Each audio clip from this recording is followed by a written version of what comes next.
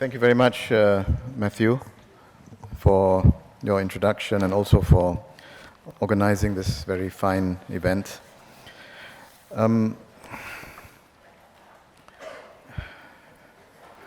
I have just one objective in this presentation. It's 45 minutes, yes, Matthew? 45 minutes for the whole session. I just have one objective. I want to use the case of history writing, the example of history writing and historiography on Raffles to illustrate a larger problem of the discipline of history. And that problem is the Eurocentric nature of history, the Eurocentric way in which we understand history. This is what I want to do. Now, just by way of introduction, about 600 years ago, there was an Arab historian or philosopher of history by the name of Abdurrahman ibn Khaldun. He made a distinction between the Zahir and Batin of history. I'll say what that means. This Zahir Batin, it's a dichotomy. There is the Zahir and there is the Batin. Now, in Islamic thought, the Zahir and Batin could refer to the exoteric and the esoteric. It could also refer to the intentional and the unintentional. It could also refer to appearance versus reality.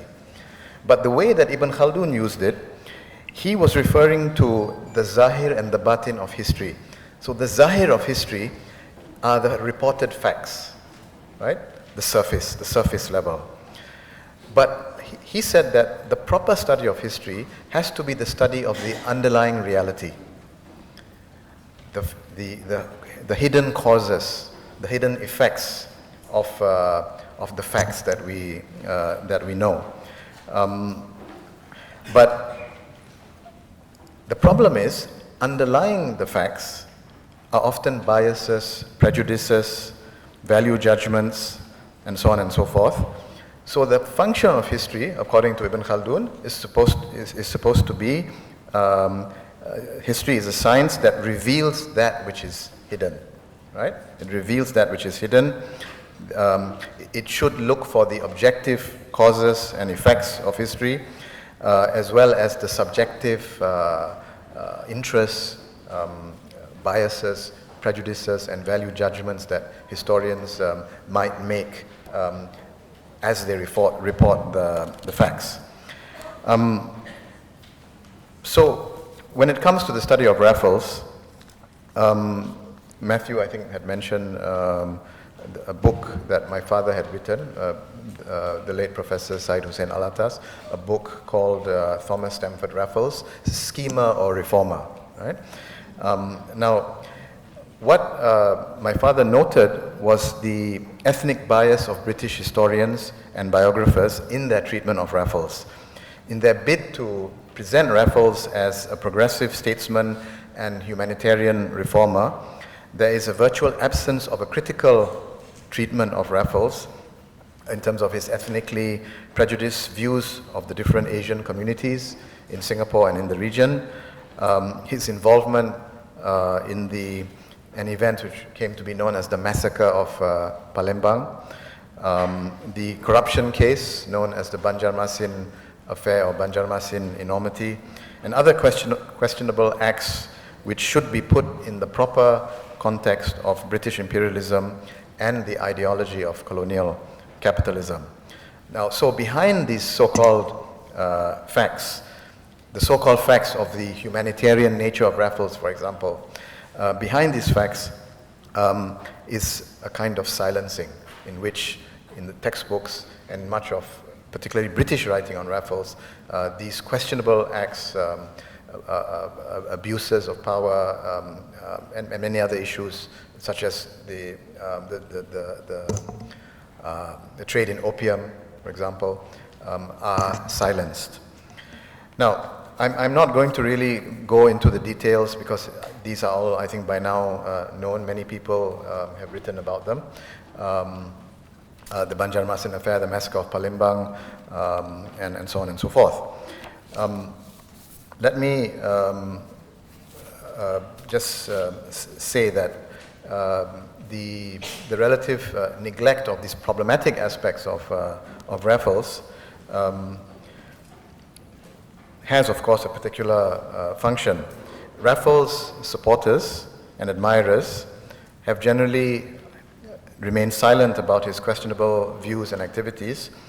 So the purpose of the book, Thomas Stamford Raffles, by Syed Alatas, was to call for a balanced approach that, on the one hand, recognized his role in the founding of Singapore as a trading settlement, but which also provides an accurate assessment of his political philosophy and his conduct in Singapore, as well as in Java when he was Lieutenant Governor for a while. And that this approach should not shy away from exposing his faults and hypocrisy, as well as his possible involvement in the crimes of the powerful. Now this, I think, is an interesting point, that Alatas' work on Raffles can be viewed as a discussion of criminology in the decolonial mode. Criminology in the mode of decolonizing knowledge. To the extent that criminology is a field, to a certain extent, the field of criminology is Eurocentric, and I'll explain what I mean by that. Its research agenda is such that many topics and themes of great relevance to us in the global south or in the third world are omitted. One such theme is colonization. Mainstream criminology does not take into account the role of colonialism in the interplay between the past and contemporary globalization, global inequality and insecurity. There is a silencing that goes on in Northern theory, for which the colonial and coloniality are often deemed irrelevant. Missing or omitted is empire and the role of European capitalism in state formation and the development of ideas and institutions, often accompanied by violence and criminal behavior of the colonial state, but also the ideological criminalization of anti-colonial resistance. So, for example, anti-colonial resistance would often be referred to as criminal acts, criminalizing, in fact, what were legitimate struggles against the colonial state. Now, another tendency of mainstream criminology is to focus on low-level crimes, on street crime, on everyday crime, or on the crimes of the powerless. The study, instead of looking at the crimes of the powerful, the study of Raffles is at one and the same time a study of the crimes of the powerful as well as the criminality of the colonial state, right? It's interesting, the statue there, is it? Statue is there. Statue is there, but if Raffles was alive today, he would probably be convicted as a drug pusher, right? So how do we understand that, right? A man who possibly involved in one of the largest corruption cases of that time, the Banjarmasin affair, a drug pusher who earned, an income percentage, I think it was 5% from the opium trade. The statue is out there, but others who have done similar things that he used to do have been sentenced to death, right? So now, what does the study of Raffles, the way in which Raffles has been studied, the silencing about his criminality, misdeeds, what does it reveal about the way in which we study history, the way in which we understand history in general? What I want to suggest is that it is a case of a larger problem of the Eurocentric manner in which we understand history. Now, of course, in the specific case of Raffles, there there is generally the failure to evaluate his misdeeds in the context of the overall worldview of colonial capitalism, the ideology of imperialism, and so on. And here you have a kind of silencing. Now, the larger context within which this kind of silencing takes place is a Eurocentric reading of history.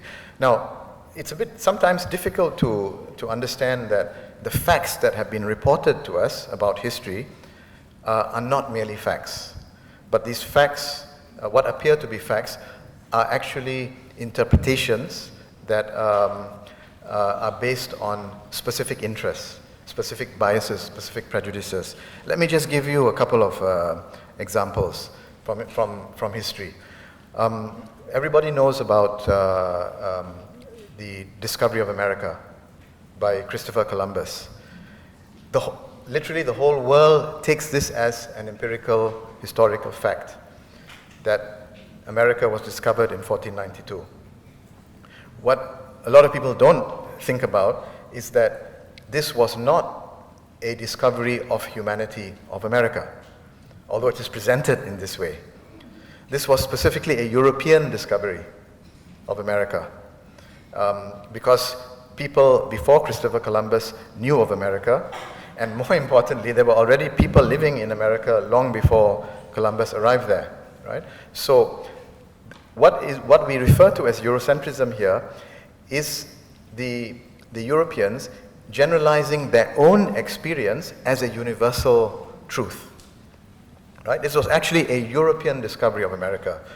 And even then it's not certain, because there's some speculation that suggests that the Vikings had gone to America centuries before Columbus.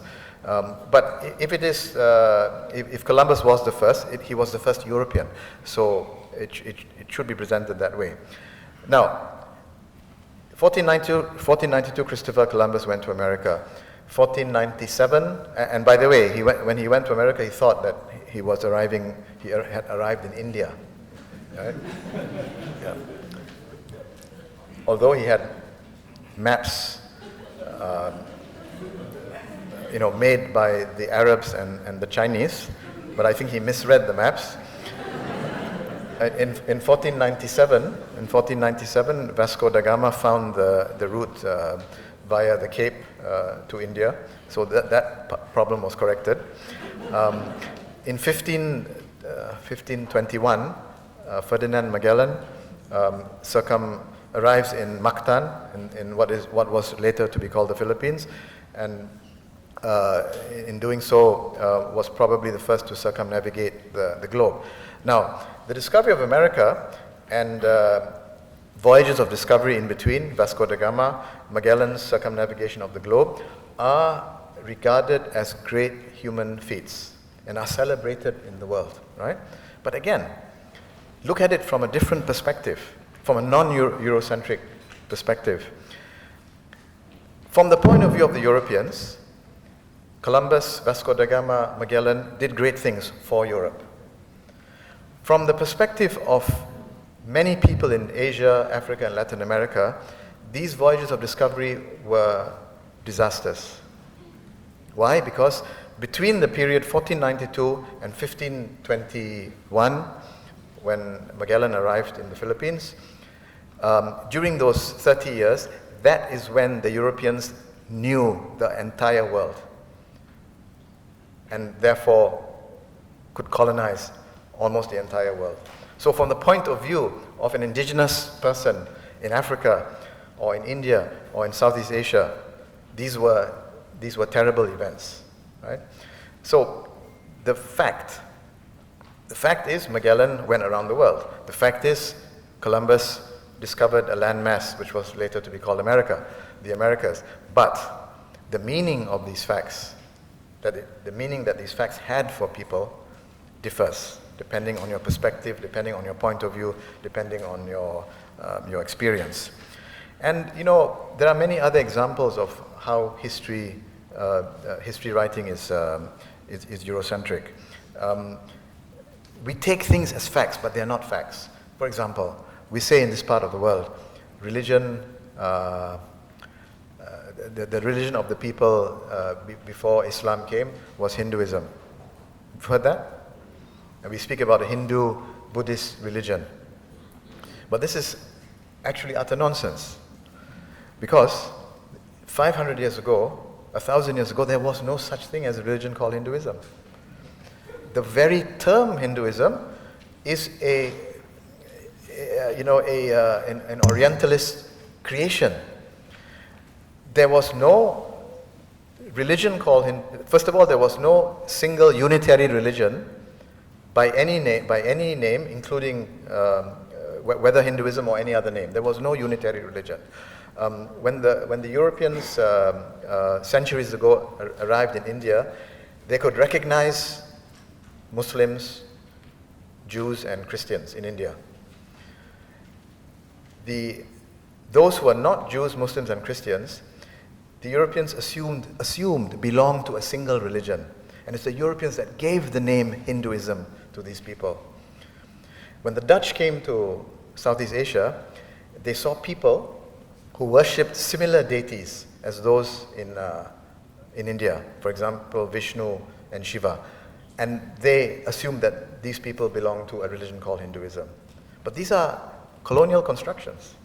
They don't accord with the actual reality, with the actual experience and understanding of the people that they're calling Hindus. So here's another example of a so-called fact that is not an historical fact, but rather a creation of the European imagination. Professor Kwa mentioned the orang laut, the sea, so-called sea nomads. In the study of the political economic systems of the Malay world in the past, in the pre-colonial period, we are also influenced by Eurocentric ideas in the sense that Eurocentric approach tends to be terra-centric, land, how do you say it? The bias is towards land. So the water, the sea, is merely seen as a means of communication. So we tend not to try to understand the sea as a political economic system unto itself. When actually we can speak of an aquatic nomadic economic system or mode of production. In many ways similar to nomadic political economic systems, where you have nomads but on land. In the sea, you have nomads who live on the sea. They're not just people who traverse the sea on their boats, but they actually live on the sea. And it constituted a kind of political economic system that, of course, had very intimate relations with the land. But we tend not to look at history in that way because the historical studies, originate from European minds who are thinking more in terms of thinking in a terracentric way. My last example, in the social sciences in Singapore, in Malaya, also in Indonesia, unlike European social sciences, we tend not to do class analysis. We tend not to study societies, whether the past or contemporary societies, in terms of class differences. We study the societies more in terms of ethnic or religious differences. It's not because class doesn't exist. It does exist. But the problem is the legacy of colonialism and Eurocentric scholarship. When the British and the Dutch began to study this part of the world during the colonial period, they stressed on the ethnic as opposed to the class nature of our society. The famous work in this respect is Furnivall, who studied what he called the plural society. So in his analysis, the societies of the Malay world, Malaysia, Indonesia, and so on, were simply societies divided along ethnic lines, separate but coexisting. And they live separately, but they come together in the marketplace. This is what he called the plural society. Now, I agree that there was this element of pluralism in this part of the world. But this is not to say that people were not stratified or divided along class lines as well, along the lines of occupation, access to resources, and is not to say that power differentials were not based on class differences. But this Europe-centered perspective, right, that Eastern societies, so-called Eastern societies, are thoroughly different from European societies in that they are they're not class-based, they're ethnic-based, has affected us until today. So much so that we still think in mainly ethnic terms rather than class terms. We vote along ethnic terms rather than class terms. The successive Malaysian politicians have been able to convince the people that their enemies is the other ethnic group, yeah? Rather than the exploiting classes. So this is also a legacy. Now, this problem of Eurocentrism in history was recognized by the European scholars, particularly beginning with the Dutch scholars in the late 1940s, and then followed by the English, the British scholars. But the discussion was for decades misled, misguided, and confusing. When the Dutch and the British scholars spoke about criticized the problem of Eurocentric writing of Malay and Indonesian history, they tended to equate Eurocentric history with a European perspective, which is very problematic.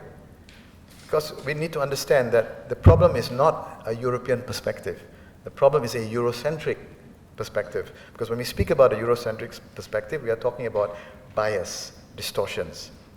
For example, the idea that there was a religion called Hinduism, right? We're talking about a distortion. Or when there is a silencing of, in the school textbooks, silencing of the misdeeds of Raffles, that is a distortion, or it's a silencing. So these are problems. But an historical account by Europeans about certain events based on their interests and their concerns is perfectly legitimate. Every community, every group would provide an historical account based on their interests and their concerns, which is legitimate. And we need, when you write about history, it is perfectly legitimate to have, to have different vantage points from which you talk about any one particular event.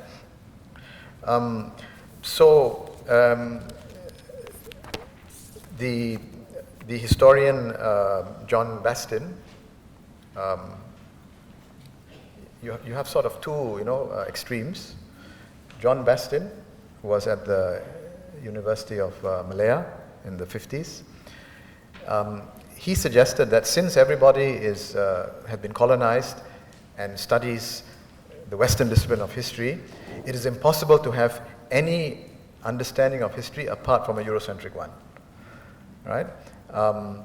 Now, this would suggest that there cannot be a critical study of Raffles. There can only be the one that is presented by the British, the one that silences Raffles' misdeeds and his criminality and so on. So this is clearly a very difficult position to accept. Especially, and I wonder why Bastin thought in such a manner when alternative, even anti-colonial histories were available to him. For example, he would have known of the works of Jose Rizal, the Filipino anti-colonial scholar, whose works involve a reconstruction of Filipino history away from a colonial perspective.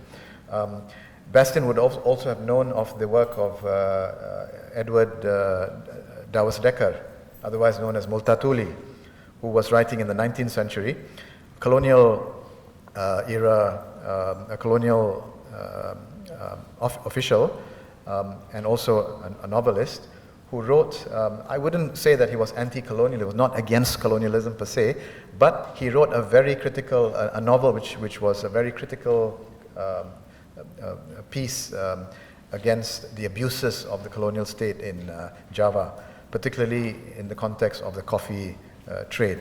So clearly, anti-colonial perspectives in the writing of history were available.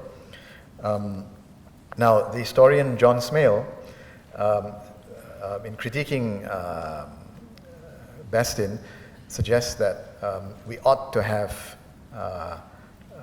be critical of Eurocentric history, and we ought to move to an Asian-centric history. But Smale is not at all clear about what is meant by Eurocentric and Asian-centric history. He seems to equate Eurocentric with a European perspective and Asian-centric with an Asian perspective. So what do we mean by a perspective, and what do we mean by,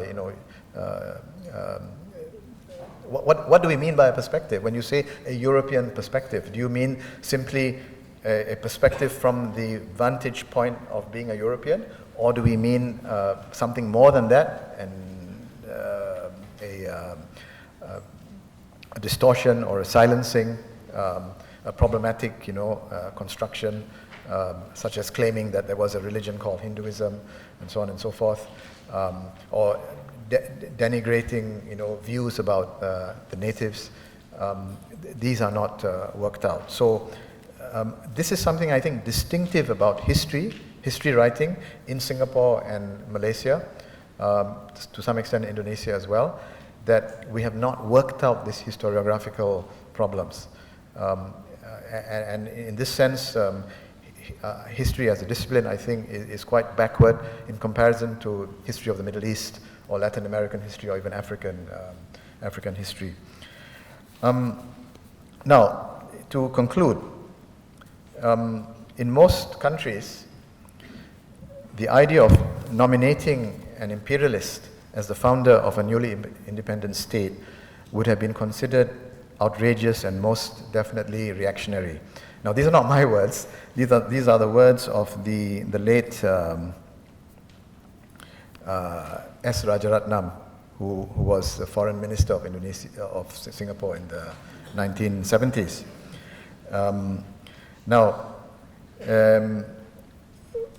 When the book, my father's book, Thomas Stamford Raffles, appeared in 1971, the dominant view in Singapore was that it was inadvisable to search for a golden past in the pre-colonial era, as history prior to 1819 was one of ancestral ghosts and should be forgotten. This was the view of the historian Tregoning, who was formerly Raffles Professor of History at the University of Singapore. So he said that modern Singapore began in 1819. Nothing that occurred on the island prior to this has particular relevance to an understanding of the contemporary scene. It is of antiquarian interest only. So history began after 1819, and Raffles, as the prime mover, was elevated to what Professor Kwa refers to as the great man of history, not only by colonial historians, but also officially by the post-colonial state. Now, the coloniality of such a perspective is all the more glaring when we take into consideration the growing critical literature on colonialism in the form of post-colonial theory and decolonial thought. Nevertheless, scholarship on Singapore history has progressed. And we've heard from Professor Kwa's presentation about the archaeological findings, and therefore confirmation that Singapore, at least in the 14th century, was a thriving settlement. Now, let me just also mention that Professor Kwa, in his writing, has noted perceptibly that the idea of 1819 as the beginning of Singapore's history presents three categories of historiographical problems. One problem is attributing to Raffles the foreknowledge to recognize the strategic importance of Singapore, resulting in his elevation to a great man of history, and the subsequent focus on generations of great men. So history here is explained through the impact of great men. The second category of problems is that it possibly aggravated Singapore's post-colonial 1965 identity crisis by depriving it of its origins as a 14th century Malay state. The third category of problems is that it distorts our perspective on the role of the Malay sultans and their courts in Singapore, suggesting that they were not active agents or active subjects in their own history. Now, to these three categories, I may add a fourth category, that is our attitude towards colonialism, to deal with, in Singapore particularly, the idea that colonialism was, in comparison to India or other places, that colonialism was somewhat benign, right? Which I think is a very strange idea to have, but it's something that Singaporeans grow up with. So to deal with such historiographical problems means to advance an anti-colonial or post-colonial or decolonial history. I'll leave it to my colleague Peter Borschberg to say whether his department is up to the challenge. So to note that Raffles was a product of his time and was informed by the dominant ideology of colonial capitalism of his age is to state the obvious. In our assessment of him today, though, that recognition cannot be an excuse to allow the embarrassing facts of the colonial adventure to disappear. Thank you.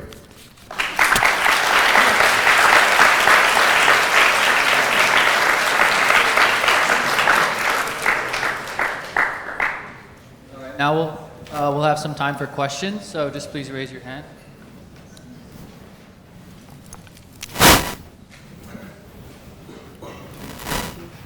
Hi, I'm Cynthia. I want to point out there is a redeeming feature of Raffles. I mean, he started the Colonial Museum, didn't he? I mean, through his passion for collecting objects, botany. We have inherited colonial museums that are existing today. What do you think?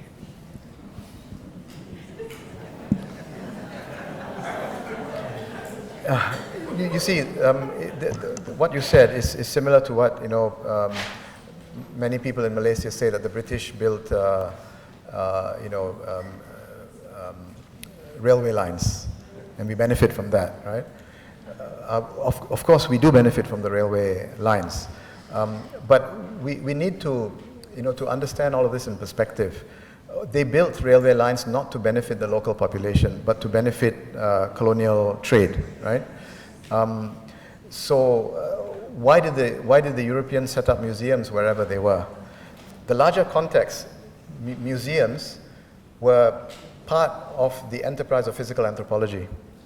The enterprise of physical anthropology, as it emerged in the 19th century, was to a great extent, it was to prove the genetic, biological inferiority of non-white people. And initially, museums were set up to house artifacts, including bones, skulls. There's a field called craniology, which will study the skulls of Malays, of Negritos, of Africans, of people from the natives from the Americas, to prove that they were inferior beings. You have fields of study in physical anthropology that studied various aspects of anthropometry, studying not just the skulls but also the bone structure. And the museums were sites where these artifacts were placed and studied. So this was the intention. So to give an analogy, a man who abducts a woman, a child, abducts a child, and keeps the child in his basement for 20 years. You know stories about that, right? Now, the man feeds the child, gives her nice clothing, gives her good food, good nutrition. Do we say that that is a redeeming quality of the man? Clearly we don't, right?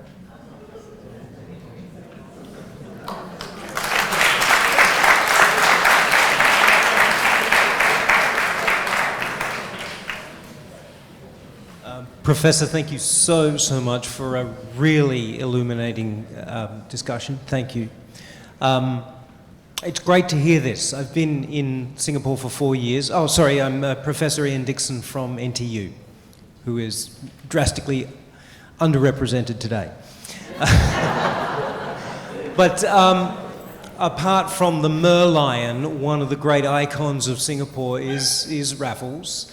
And I just want to return to Edward Said and ask, okay, so you have concentrated on facts, and I utterly agree with your position. But Said also spoke about interpretations, about language, about literature, about the macroaggressions as represented in the microaggressions. And if we look at the trajectory of that in modern culture, there seems to be this rift with post-colonialism being recognized globally. Why is Singapore still venerating a man like Raffles?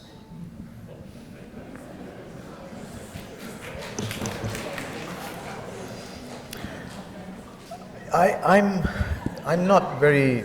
Okay, first of all, Singapore is still venerating a man like Raffles, but that has to be qualified. I think the generation of my students, some of them are here today actually, the generation of my students, the youth, are a lot more skeptical, if not critical, of the whole idea of Raffles as an icon. That is definitely the case. Even if the textbooks haven't changed too much. And of course there has been some change in the textbooks, as was mentioned earlier. The textbooks do recognize that Singapore history began much earlier than 1819, so that is a change, although the great man of history idea is still there. Raffles is still accorded that status. In popular discourse, in the arts, in literature, there's far more critique of Raffles than in the universities, than in academic scholarship. In fact, I didn't have time to read, but I have in my text, as an example, a poem by the well-known Malay poet Suratman Markasan, which is I think it's called the Ballad of a Man Before the Statue of Raffles. Right? It's written in Malay, but I have the English translation, and it's a very critical piece. I'll be happy to share it with you.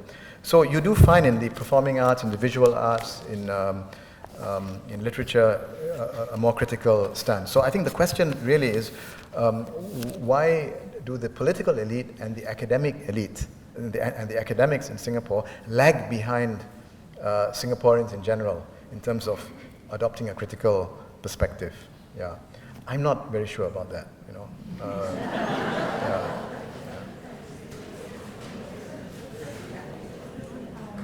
Yeah, hello, Professor Alatas. I'm Lynn from NUS. I respect and agree your view about the Eurocentric view of colonialism and history. But isn't that the prerogative of the government of the day? The government of the day will want to portray itself in the best possible light. And that applies across the board, whether they are colonial masters, post-colonial governments, anybody. So, that is my view.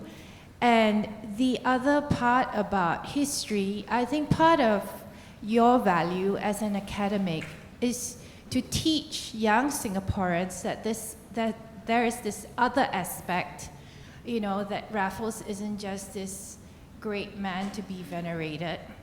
Yeah, so what do you think? No, of course I agree. We do try to teach a decolonial or post-colonial approach to history, whether it's about Raffles or indeed many other things. I think my father started the Department of Malay Studies at NUS in 1967, and that department, since then until now, has always adopted a decolonial or post-colonial approach to the study of history, society, literature, and many things. So yes, we should do that, and I think some of us are doing that. Your first point being the prerogative of the government to support or peddle in a colonial perspective, of course you're right. But Singapore is not North Korea, right? Singapore, whatever the problems are in Singapore, it's not exactly a liberal democracy, but neither is it a totalitarian state. Government is elected and does say that the government does say that this is a democratic state. It does elicit views, and Singaporeans are quite free to voice their views about any number of things, and they do, right? So I think it's also the duty of Singaporeans under the system that we live in to say what they really think about any number of issues. And this is one of the issues that, the roads must fall. Roads must fall. The statue of Cecil Rhodes, which was, there was a campaign against it at the University of Cape Town. The statue of Rhodes, a colonial figure, stood in front of the University of Cape Town in South Africa. Several years ago, I think it was 2015 or so. Prior to that, there were years of campaigns to take down the statue, and that campaign came to be known as Rhodes Must Fall, right? So Singaporeans should be asking about whether Raffles must fall. even if not physically, but symbolically. Professor Alatas, Kotai An here from the Center for Liberal Arts and Social Sciences, NTU. I'd like to return to the earlier question, why the Singapore government continues to revere Raffles as the founder of Singapore. Earlier, somebody mentioned that it was upon the advice of Winsemius. That's true, right, to encourage investment in Singapore, and that Singapore wasn't going communist, as it was then feared, right? It is on record, Rajaratnam said, that why did the government choose to recognize Raffles as the founder of Singapore? He said, otherwise, I think he was aware of some of the historical research. We can't say it was the Chinese, right? We can't say it was the Malays. We can't say it's the Indians. So it's most safe, since that's 1819. Right, it is a fact, right. You can find this in a note to an article of mine on culture policy in Singapore and how it originated from British colonial times, right? So that was the reason that Rajaratnam gave, right? And this is the same reason why English was decided to be it's virtually the national language of Singapore, though constitutionally Malay is still the national language, because the same reason, since it didn't belong to Indians, Malays, Chinese, and I'm sorry, usually they forget that Eurasians, that's their mother tongue too, apart from the Portuguese Christian, right? So that since it's a language that belongs to nobody, then it can belong to everybody. Thank you. Yeah, thank you for that. I think, this is what Rajaratnam said. I think Winsemius' idea, the Dutch economist, his idea had more to do with signaling to the rest of the world, especially to the West, that Singapore was friendly to them and open for business. But I think that was an overkill.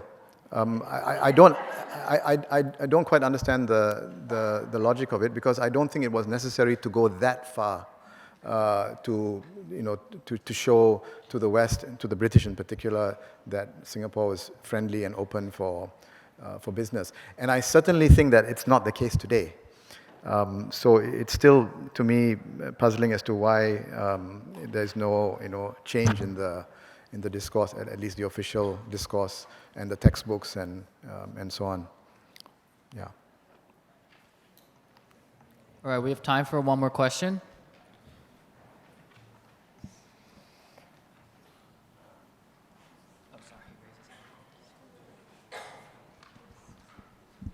Thank you, Professor. My name is Adrian van Wyk. I'm from Cape Town. I was part of the Rhodes Must Fall movement. And essentially, there was the intergenerational tension as well as to how history was taught. And today, your talk reminded me much of the work of Michel Ralph Trullo the Haitian historian who speaks about silencing the past, as well as Ivan van Sertima's They Came Before Columbus. But I'd like to just hear about your perception about this rolling theme going through Europe right now of apology. And these apologies, which in African jurisprudence we ask about, with what are you apologizing? And this accountability of history, and the accountability of the history that we now have access to. We will, as someone who was there during Rhodes Must Fall when the feces was thrown on Rhodes' statue, what is your perception about these empty apologies? And then also to segue into these perceptions that the artifacts that were stolen from us, not taken or not borrowed, but stolen, there's this perception that we don't know what we should do with these artifacts, which is again a mythology which connects to this colonial imagination. Thank you very much.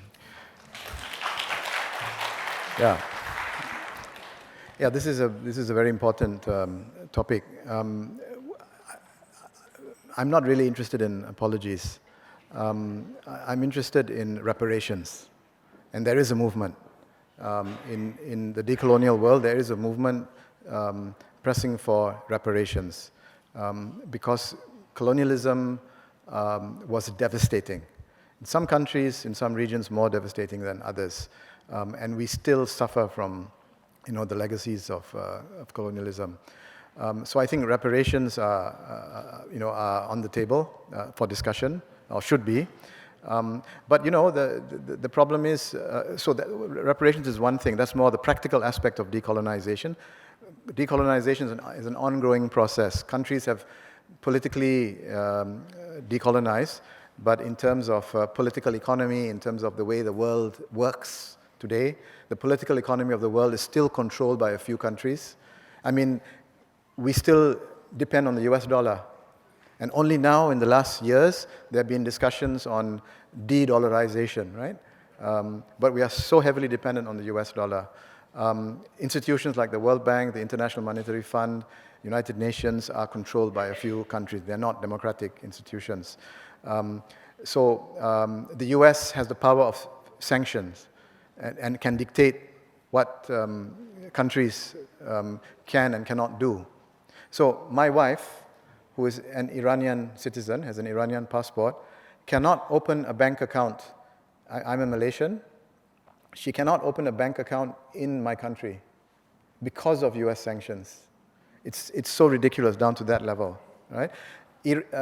Iran Airlines can no longer fly to Malaysia because the Malaysian government, Malaysian airport will not sell fuel to Iran Air. Again, because of US sanctions. They are afraid of the problems that Malaysian companies in the US will have for dealing with Iran. So we live in a world that is still very much controlled and manipulated by certain powers, but particularly Western powers. Of course, with the rise of China, things may change, but that's going to take a long time. So at the very least, we can, apart from the practical politics of decolonization, such as the push for reparation, we need to teach differently in the universities so that our students grow up with a different kind of consciousness. I mean, it's ridiculous that in Singapore, our students are speaking about the discovery of America, right? They're not even Americans.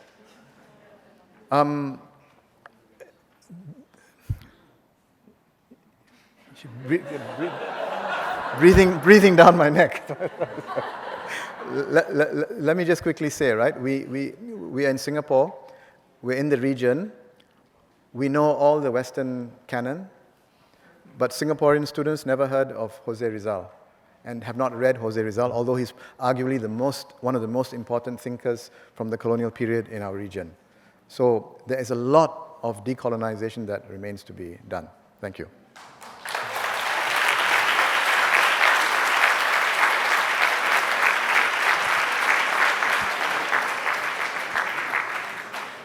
Thank you very much, Professor Alatas.